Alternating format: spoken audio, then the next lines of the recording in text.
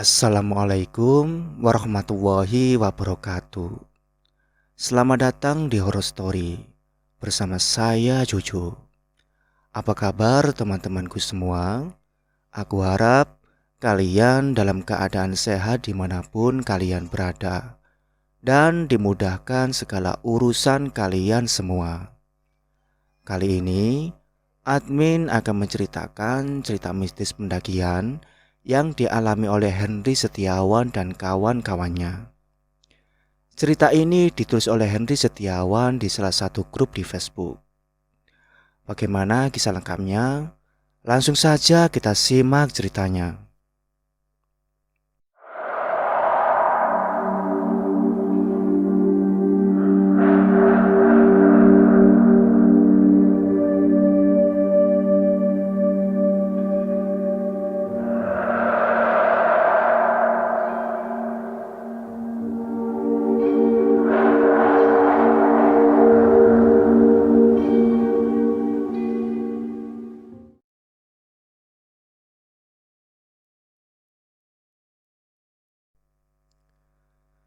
Pertengahan tahun 2004, saat musim kemarau sedang dalam puncaknya.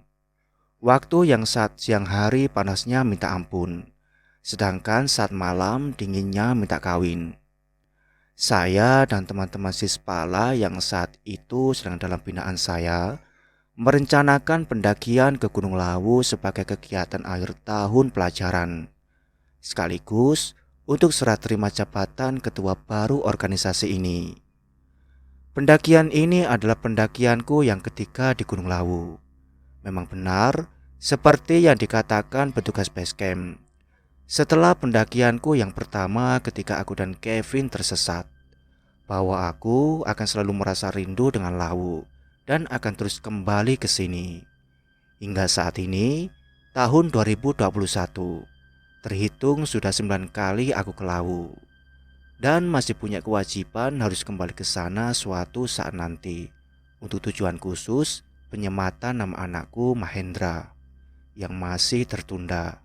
Yang saat ini anakku sudah berusia 4 tahun. Entah berapa orang saat pendakian itu, saya sendiri tidak bisa mengingatnya. Yang jelas lebih dari 20 orang. Ya memang saat pendakian bersama anak-anak organisasi, kami selalu ramai-ramai karena anggota organisasi yang juga cukup banyak. Pendakian ini kami rencanakan total 4 hari 3 malam. Sudah termasuk waktu menginap di base camp saat sebelum naik dan sesudah naik. Memang sebelum mulai dan setelah mendaki kami rencanakan menginap di base camp supaya tidak terlalu capek. Karena perjalanan dari tempat tinggal kami sampai di base camp Lawu cukup jauh, membutuhkan waktu sekitar 5 jam menggunakan mobil.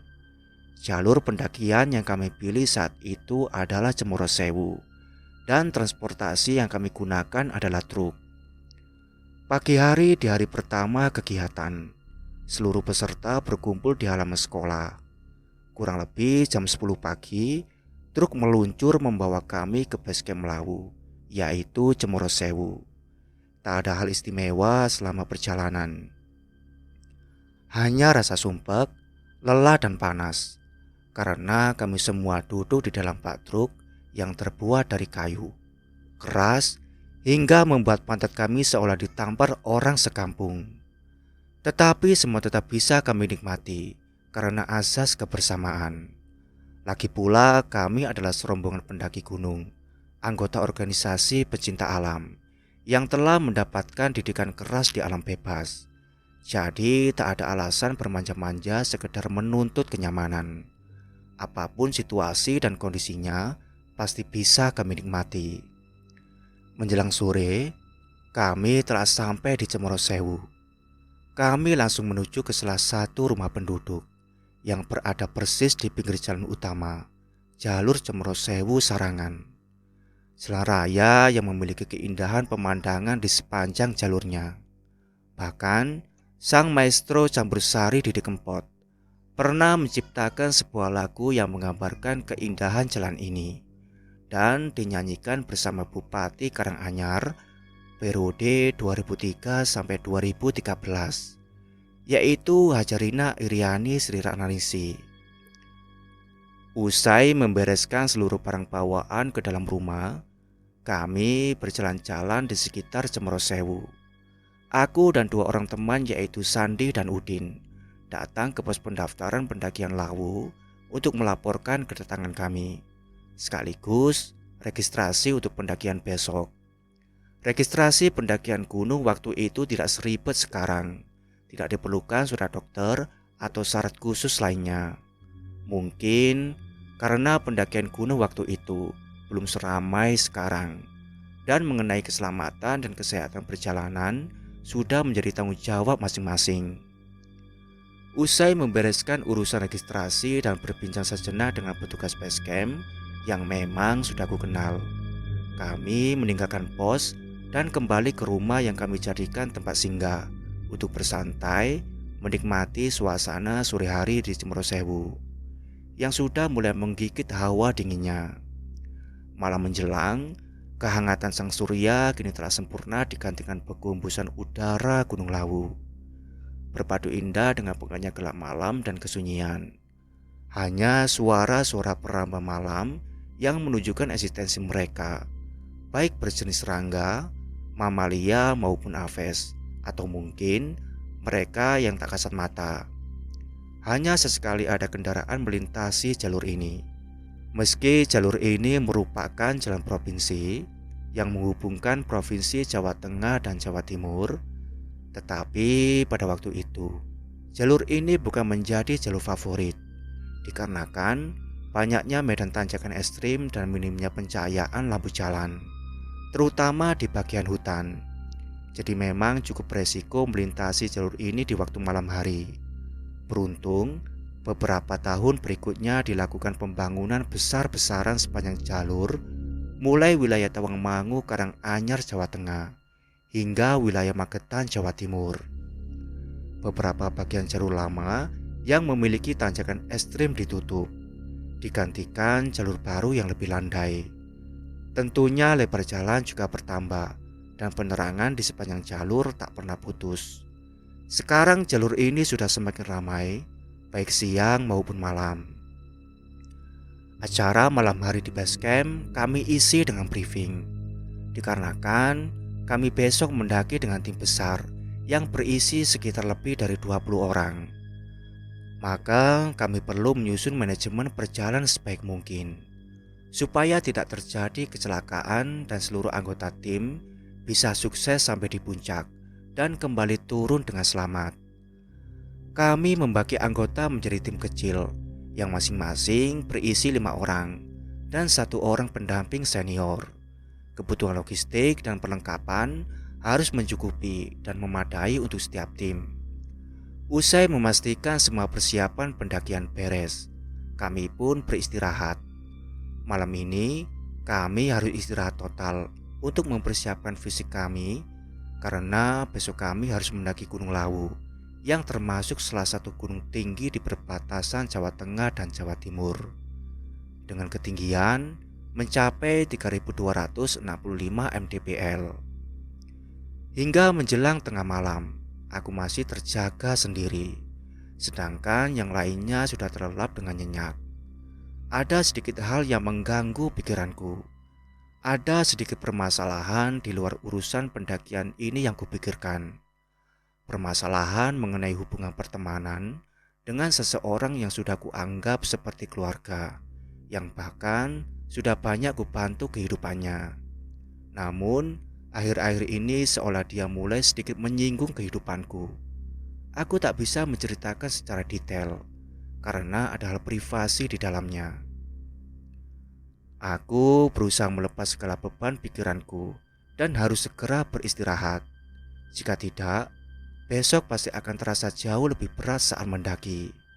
Sebelum menutup resleting sleeping bag yang kupakai, aku sempat melirik ke arah pintu kamar tidur di sampingku yang berjarak sekitar 3 meter dari tempatku merebahkan badan. Sedikit kujelaskan mengenai rumah ini dan posisi kami istirahat. Rumah ini dihuni sepasang suami istri, 2 anak kecil, dan 1 orang tua yang sedang sakit. Posisi kami istirahat adalah di ruang tamu atau di ruang utama rumah ini. Sedangkan kamar tidur yang berada di sampingku ini ditempati orang tua yang sakit tersebut dan pintunya sedikit terbuka. Sempat kulihat kepulan asap putih di sebelah tempat tidur yang ditempati orang tua itu. Aku tak memikirkannya, kuanggap hal biasa. Apalagi beliau orang yang usianya sudah sepuh dan tinggal di lereng gunung. Jadi wajar jika memiliki kelebihan dalam hal gaib. Aku menutup resleting sleeping bagku, kututup sangat rapat hingga bagian muka. Malam ini Cemorosewu terasa sangat dingin. Mungkin suhunya sekitar 5 derajat Celcius di luar. Saat rasa kantuk sudah mulai merayapiku dengan erat, samar ku dengar suara orang memanggilku. Suara lelaki yang menurut perkiraanku berusia parubaya. Semakin lama, suara itu menjadi semakin jelas, sangat jelas, bahkan hampir nyaring. Aku yang sudah mulai kehilangan setengah kesadaranku dan hampir memasuki dunia mimpi, seketika kembali terbangun. Semua percakapan dalam cerita ini aslinya menggunakan bahasa Jawa, tapi saya tulis menggunakan bahasa Indonesia supaya lebih mudah dipahami dan tidak repot menerjemahkan. Sebentar, aku nggak dengar. Siapa itu yang bicara? Ucapku sembari berusaha membuka kembali resleting sleeping bagku. Tapi entah kenapa, aku merasa sulit sekali membukanya. Aku kesulitan mencari ujung kepala resleting ini. Jika kamu sanggup, teruslah berjalan maju. Jika kamu ragu, kembalilah. Ucap suara misterius itu. Maksudnya apa? Aku nggak paham. Jawabku, sembari masih berusaha membuka resleting sialan ini. Kamu memiliki banyak. Kamu akan bisa jika kamu punya keyakinan. Ucapnya lagi. Akhirnya bisa juga. Ucapku sambil membuka sleeping bagku. Sebentar pak, jadi apa? Ucapku tercekat ketika menyadari tak ada satupun manusia terbangun di sekitarku. Ruangan ini sangat sepi. Semua orang di sekitarku sudah tidur pulas. Bahkan beberapa ada yang mendengkur. Kupandang kamar yang ditempati orang tua tadi. Juga tak ada tanda-tanda aktivitas manusia. Bapak tua yang sedang sakit tersebut tidak bergerak dari tempat tidurnya. Nampaknya beliau juga benar-benar tidur. Begitupun, tak ada tanda-tanda lain seperti pintu atau benda lainnya yang bergerak. Aku sempat tertegun beberapa saat. Jadi siapa tadi yang bicara denganku? Tanyaku dalam hati. Tak mampu ketemukan jawaban. Akhirnya aku pun kembali merepakkan badan dan tidur. Kali ini aku benar-benar tidur. Dan hingga subuh menjelang, aku telah terbangun.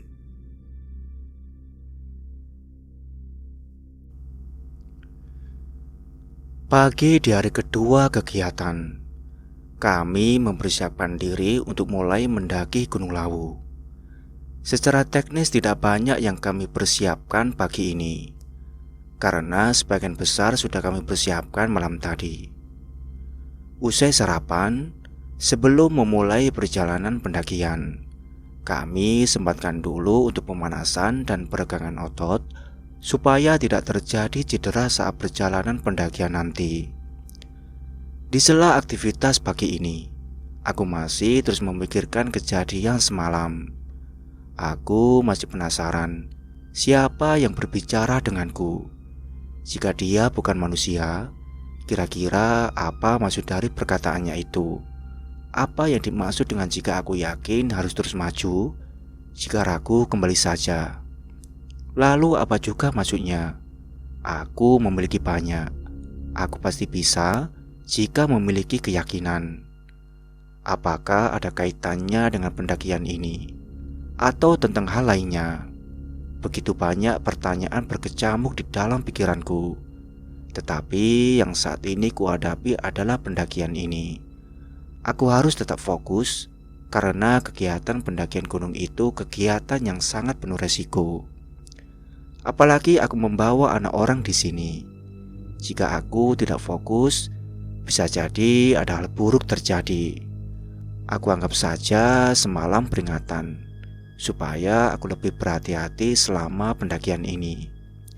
Dan aku pun tak membicarakan apa yang kualami semalam kepada siapapun. Usai memastikan seluruh peserta dan pendamping siap, kami pun memulai perjalanan pendakian ini. Kami berjalan di trotoar jalan raya, beriringan menuju ke gerbang pendakian Gunung Lawu. Sesampainya di depan gerbang, kami berhenti lebih dulu untuk melapor kepada petugas sekaligus berdoa. Petugas hanya berpesan supaya berhati-hati, saling menjaga satu sama lain, dan jika ada yang sakit jangan ditinggalkan sendirian. Sesaat setelah kami usai memanjatkan doa, sekilas aku melihat seperti ada orang berdiri di ujung jalur pendakian di dalam hutan cemara Cemorosewu. Sosoknya terlihat samar, tidak jelas, cenderung blur. Padahal aku tak ada gangguan penglihatan apapun. Namun begitu, aku sangat yakin bahwa sosok itu memperhatikan kami, atau mungkin khususnya aku. Aku merasa dia menatapku dengan tatapan yang tak bisa kuartikan maksudnya.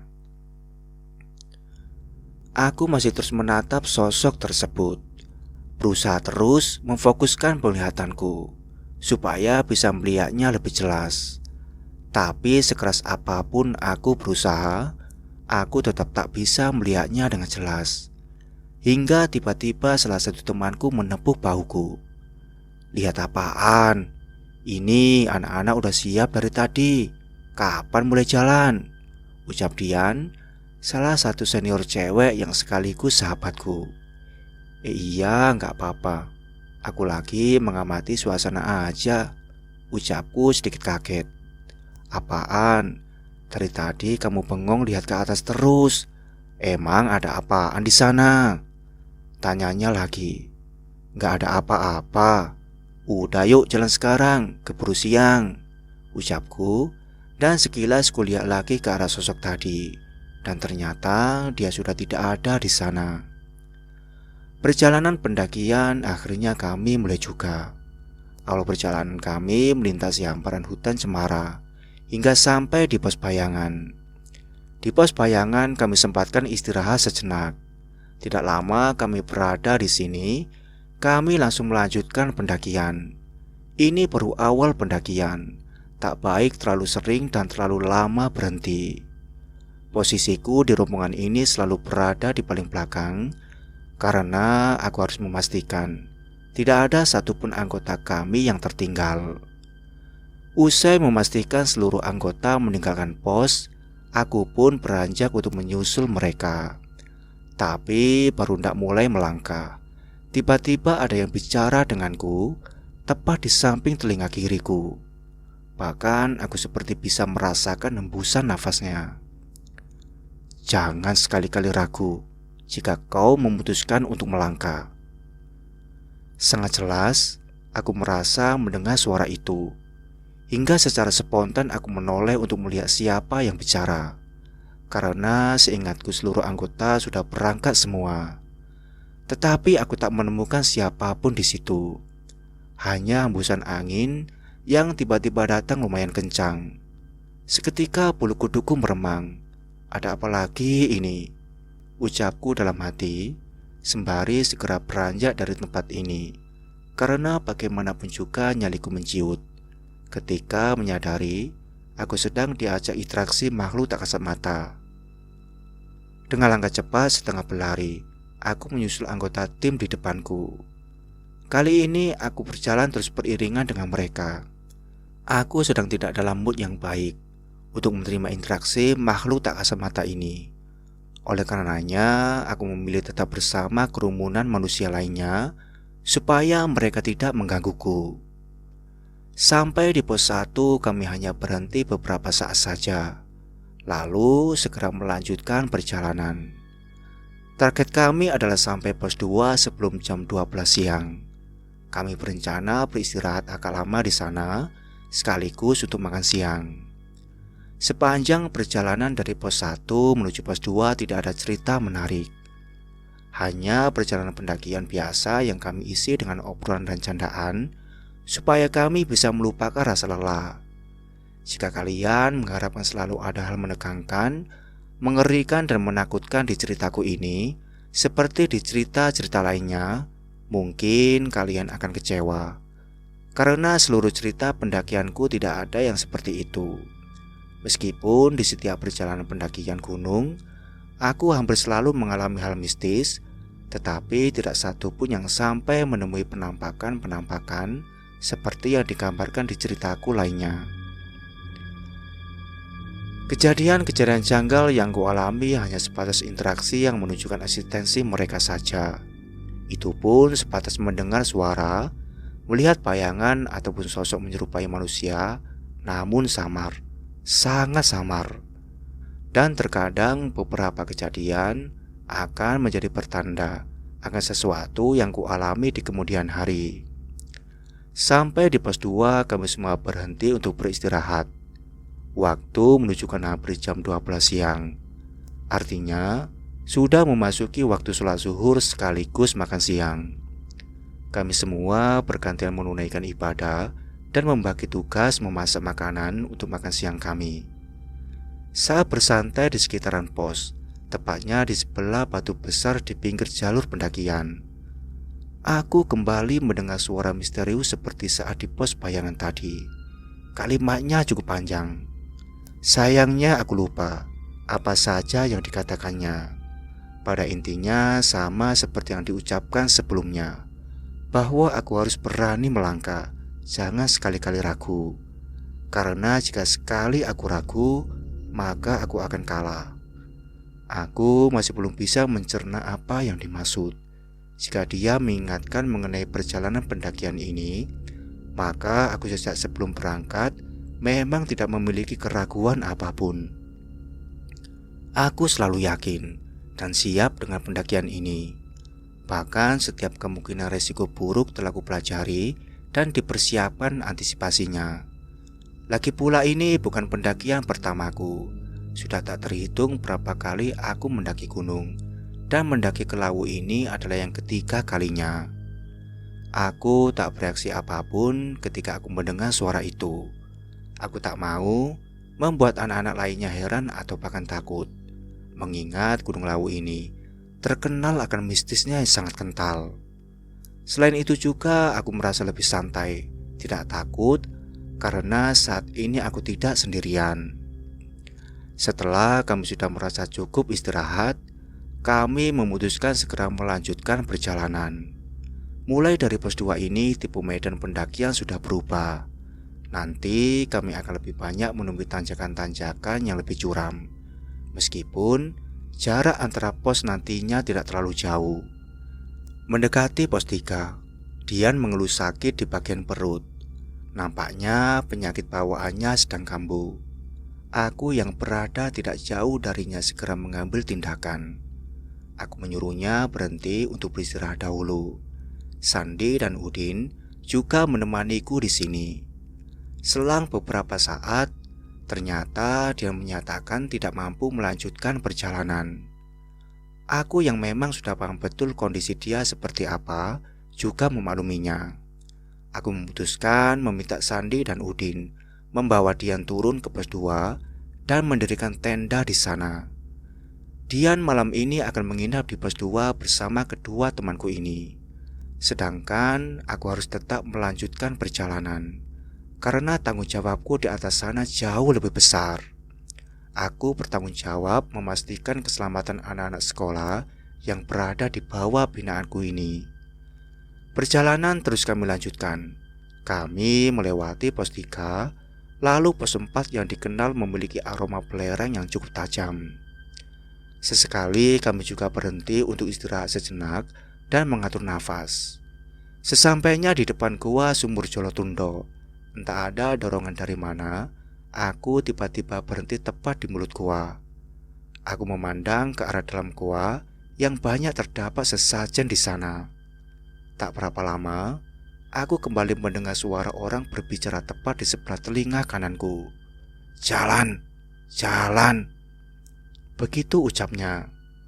Seketika aku terkesiap dan sekilas aku melihat bayangan putih pudar bergerak menuju ke dalam gua. Aku mengucap istighfar di dalam hati, lalu segera melanjutkan perjalanan.